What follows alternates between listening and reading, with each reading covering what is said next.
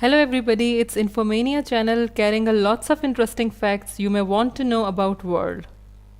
In this episode, I chose a country to talk about, that is China.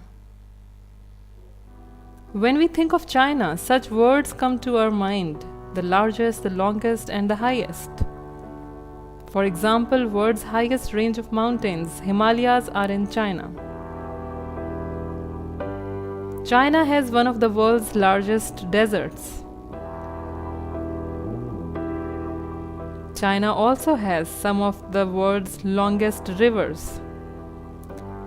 But in this video, I chose not to talk about ests of China, but the philosophies at one point in time emerged in China, and that a time period is called autumn and spring in history. Philosophy number 1. Confucianism, after the name of its founder, Confucius. His prescription for the well-ordered society included emphasis on hierarchical relationships: children subordinate to parents, wife to husband, subject to ruler, and so forth. The kingdom is the family writ large, with the emperor as father to his people.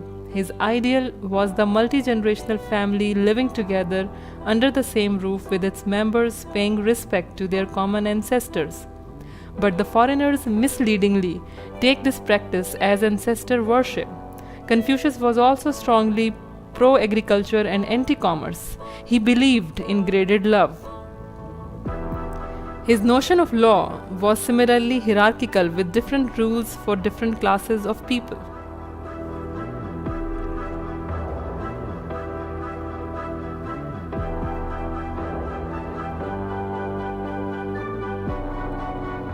Philosophy number 2. Mohism, named for its founder Mozi. Mohists were more egalitarian in outlook. They envisioned a state organization that measured everything in terms of its utility to all people.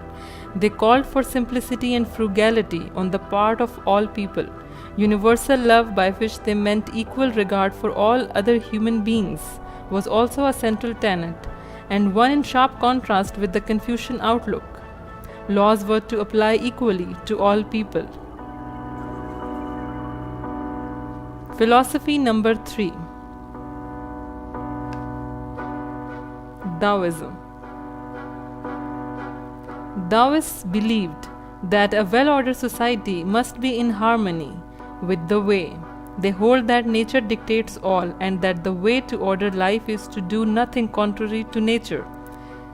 Intensely quietistic, Taoists meditate in order to search for the way.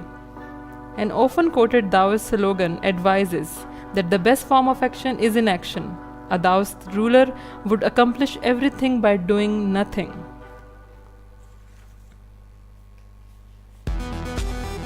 Philosophy number 4. Yin-yang. Yang, originally meaning sunshine, came to represent masculinity, activity, heat, brightness, dryness, and hardness,